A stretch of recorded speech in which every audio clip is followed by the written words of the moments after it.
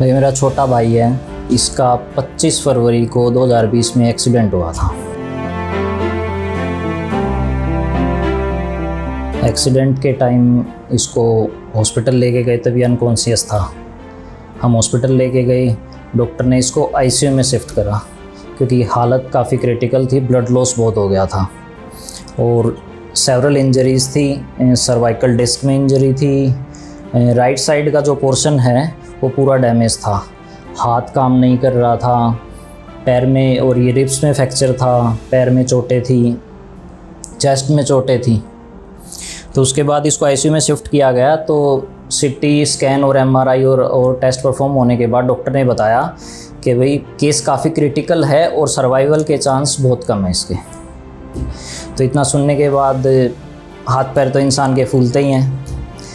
हमने और कहीं भी कंसल्ट किया, मगर फिर डॉक्टर ने हमें बताया कि भाई हम अपनी तरफ से 100% करेंगे, बाकी हम लोगों की किस्मत है। हॉस्पिटल के डॉक्टर अच्छे थे, काफ़ी कोऑपरेटिव थे, स्टाफ ठीक था, केयरिंग अच्छी थी। इसको 14 दिन के लिए आईसीयू में रखा गया, जिसमें से 12 दिन ये अनकॉन्शियस था।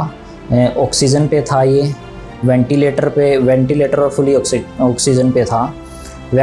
वेंटिलेटर जब इसका हटाया गया तो मतलब उसके बाद ये होश में आया था। होश में आने के बाद स्टेबल नहीं था, हाथ पैर बहुत ज़्यादा चलाता था, उठ के भागने की कोशिश करता था। कई दिन इसको बांध के भी रखा हॉस्पिटल में, चेस्ट से बांध देते थे, हाथ पैर बांध देते थे। 16 मार्च को हमें ये डिस्चार्ज कर दिया गया, हम घर चले गए। ठीक था हमारा पेशेंट, राइट साइड में दिक्कत थी, चल नहीं पाता था, बोलने में थोड़ी सी थी क्योंकि ट्रिकोस्मी हुई थी। तो 2 अप्रैल के बाद इसने कंप्लेंट की कि मुझे ना सांस लेने में दिक्कत हो रही है। हम डॉक्टर के पास गए, डॉक्टर ने मेडिसिन लिख दी, मेडिसिन लेके वापस आ गए। 7 अप्रैल को इसको सांस लेने में इतनी दिक्कत हो गई कि हमें इमरजेंसी में इसको हॉस्पिटल लेके जाना पड़ा। तो डॉक्टर ने फिर इसके टेस्ट किए तो उससे पता लगा कि जो सांस की नली होती है ना और जो बोलने की तारें होती हैं, दोनों में प्रॉब्लम है इसके। और डॉक्टर, टेक्निकल टर्म तो मुझे पता नहीं, मगर डॉक्टर ने जितना बोला था कि ग्लोटिक और सब ग्लोटिक में दिक्कत है इसको। वो रास्ता इसका 85%, जो सांस की नली का रास्ता होता है, 85% ब्लॉक हो गया था। डॉक्टर ने सर्जरी के लिए बोला हमें कि भाई इसकी सर्जरी करनी पड़ेगी और जो हिस्सा ब्लॉक है वो हिस्सा हम काट के निकाल देंगे। ठीक है, इसकी सर्जरी परफॉर्म हुई। सर्जरी के बाद इसको ट्रिकोस्मी पे रखा गया। ट्रिकोस्मी डॉक्टर ने बोला था कि 3 महीने के लिए ट्रिकोस्मी रखनी है, 3 महीने तक, उसके बाद हम ट्रिकोस्मी निकाल देंगे और होपफुली अगर चीज़ें ठीक रही तो ये ठीक हो जाएगा। मगर चीज़ें ठीक नहीं रही, ट्रिकोस्मी इसको सूट नहीं की। तो 26 अप्रैल को हमें ट्रिकोस्मी निकालनी पड़ी। ट्रिकोस्मी निकालने के बाद 2-4 दिन 5 दिन ये ठीक रहा, उसके बाद दोबारा इसको सांस लेने में दिक्कत हो गई। सांस लेने हम फिर से हॉस्पिटल गए। अब एक डॉक्टर से हम कंसल्ट कर रहे हैं, उसने सर्जरी ऑपरेट कर दी, उसके बाद फिर दोबारा दिक्कत हुई। तो इंसान के माइंड में डाउट आता है कि भाई हम कहीं और भी कंसल्ट कर लें। तो हम अपने नॉर्दर्न इंडिया में जितने भी डॉक्टर हैं, पॉसिबल डॉक्टर, जो ENT के सर्जन हैं, जो भी ये केस देख सकते थे, हम सबके पास गए। कुछ डॉक्टर ने तो केस लेने से ही मना कर दिया, मोस्ट ऑफ डॉक्टर ने केस लेने से मना कर दिया कि भाई हमारी पहुंच से, हमारे बस का नहीं है, केस काफ़ी क्रिटिकल है। और कुछ डॉक्टर ने हमें इतना डराया कि भाई ये तो सारी ज़िंदगी बोल नहीं पाएगा, सर्वाइव कर ही नहीं सकता ये।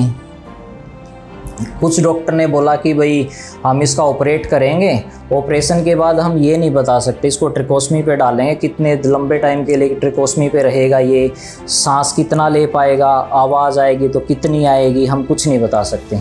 मतलब एक पूरा अंधेरे में था कि भाई क्या होगा क्या नहीं होगा। उसके बाद फिर हमने डॉक्टर भूषण है एक, उन पे ट्रस्ट किया, जिन्होंने इसको पहले ऑपरेट किया था। तो हमने उनके ऊपर छोड़ दिया, सर के ऊपर, के सर अब आप देखो, हम आपके ऊपर हैं। तो सर ने चांस लिया कि भाई हम एक चांस लेते हैं, इनको मेडिसिन पे डालते हैं। रीऑपरेशन की तैयारी हुई थी, मगर डॉक्टर साहब बोले कि एक चांस लेके देखते हैं, इनको मेडिसिन पे डालते हैं।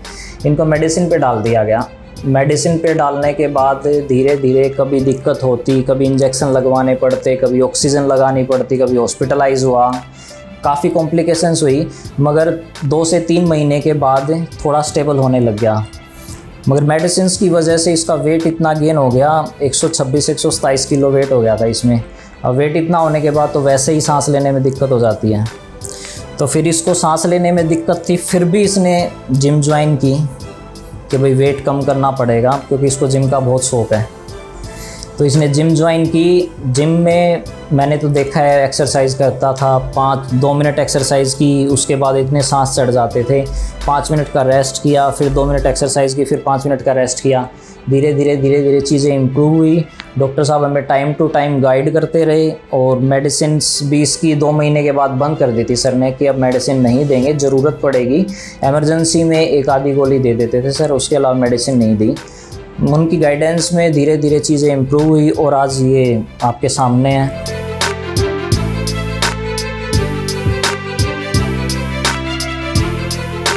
अगर डॉक्टर भूषण नहीं होते तो मुझे नहीं लगता कि हमारा पेशेंट ठीक हो पाता, क्योंकि हम जहाँ भी गए वहाँ से हमें यही बोला गया था कि भाई ये ठीक नहीं हो सकता, इसको ये दिक्कत रहेगी, ये तो लाइलाज बीमारी है, इस बीमारी का कोई इलाज ही नहीं है, ये आज ठीक हो जाएगी, क्या पता फ्यूचर में 2 महीने ठीक रहे, 4 महीने ठीक रहे, उसके बाद दोबारा से हो जाएगा ये।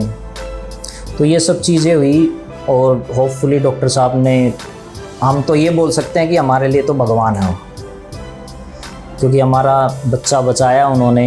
इतनी जो इसने झेला है ना, वो झेलने के बाद कोई भी हथियार डाल सकता है कि भाई ऐसी ज़िंदगी तो होनी ही नहीं चाहिए जितना इसने झेला है। बहुत सर्वाइव किया लड़के ने, मगर आज चीज़ें बेटर हैं पहले से। बाकी तो मेरे जर्नी के बारे में मेरे भाई ने बता ही दिया है, लेकिन मैं सिर्फ इतना कहना चाहूँगा कि अगर डॉक्टर भूषण मेरी लाइफ में नहीं आते या मैं उनके पास नहीं जाता तो शायद आज मैं यहाँ नहीं बैठा होता।